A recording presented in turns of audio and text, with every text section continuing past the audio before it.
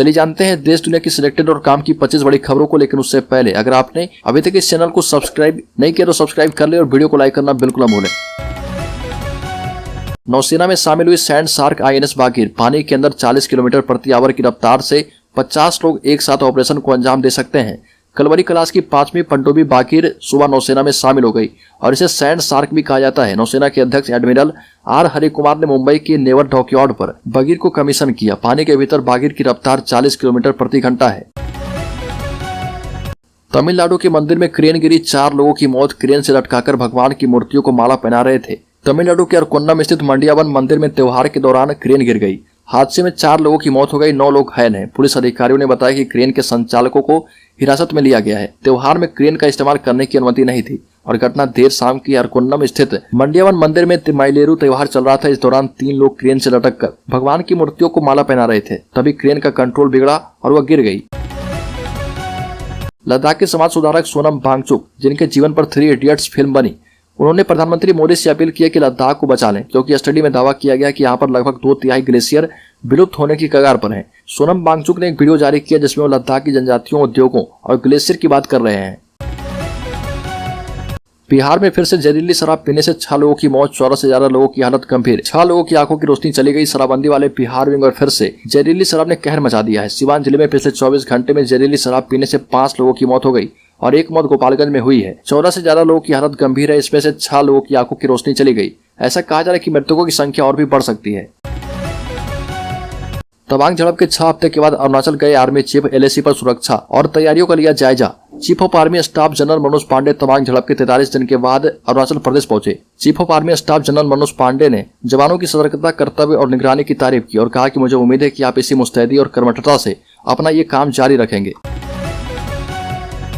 देश में 11 बच्चों को मिलेगा प्रधानमंत्री राष्ट्रीय बाल पुरस्कार। राष्ट्रपति द्रौपदी मुर्मू विज्ञान भवन में 11 बच्चों को PM मोदी राष्ट्रीय बाल पुरस्कार PMRBP से सम्मानित करेगी और ये बच्चे देश के अलग अलग क्षेत्रों से इनोवेशन, समाज सेवा, शैक्षिक, खेल, कला, संस्कृति और वीरता की कैटेगरी के लिए चुने गए हैं।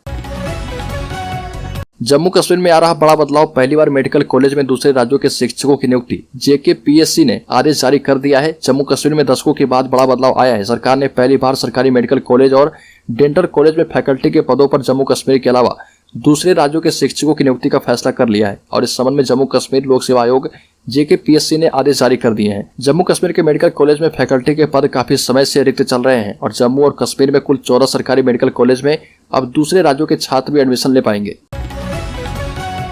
कर्नाटक हिजाब विवाद पर सुप्रीम कोर्ट ने कहा सुनवाई के लिए 3 जजों की बेंच गठित की जाएगी। कर्नाटक हिजाब मामले में सुप्रीम कोर्ट ने कहा कि जल्द ही फैसला सुनाया जाएगा। कोर्ट ने कहा कि मामले की सुनवाई के लिए 3 जज की बेंच को गठित करने पर विचार किया जाएगा। पहले सुप्रीम कोर्ट की 2 जजों की बेंच ने कर्नाटक हाईकोर्ट के शैक्षणिक संस्थानों पर लगाए गए बैन वाले आदेश को चुनौती देने वाली कई याचिकाओं पर खंडित फैसला सुनाया था।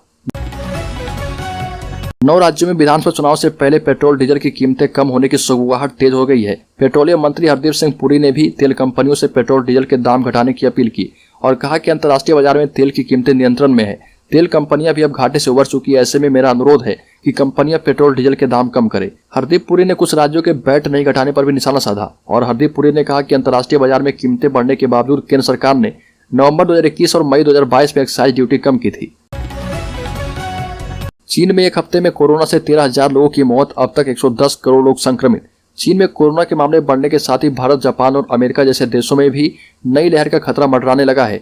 Chinese centre for disease control and prevention ने कहा कि 13 से 19 जनवरी के बीच चीन में कोरोना के कारण 12,658 लोगों की मृत्यु हुई है और ये आंकड़ा केवल उन मौतों का है जो अस्पताल में हुई।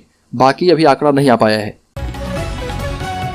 सुप्रीम कोर्ट ने उस याचिका को खारिज कर दिया जिसमें उत्तर प्रदेश के मुख्यमंत्री योगी आदित्यनाथ के खिलाफ मामला दर्ज करने के लिए निर्देश देने की मांग की गई थी। याचिका में उन पर राजस्थान के अलवर जिले में 2018 में चुनाव प्रचार के दौरान कथित आपत्तिजनक भाषण देने का आरोप लगाया गया था। जस्टिस BR गवई और जस्टिस विक्रम नाथ की पीठ ने कहा कि वह इस मामले में हस्तक्षेप करने के इच्छुक नहीं है। पीठ ने कहा कि इस तरह के मुकदमे केवल अखबारों के पहले पन्ने के लिए है और सुप्रीम कोर्ट की पीठ ने इस याचिका को खारिज कर दिया। पाकिस्तान में आर्थिक संकट इतना गहरा गया कि वहां के लोगों को आटा तक नसीब नहीं हो रहा। इसी बीच एक और बड़ी खबर सामने आई है। पाकिस्तान में बिजली की सप्लाई भी सुबह 7:30 बजे से बंद हो चुकी है और हम ये भी कह सकते हैं कि पाकिस्तान में ब्लैकआउट हो चुका है। देखा जाए तो पाकिस्तान में तंगी के हालात बढ़ गए हैं और आर्थिक तंगी से जूझ रहे पाकिस्तान की मुसीबतें कम होने का नाम नहीं ले रही।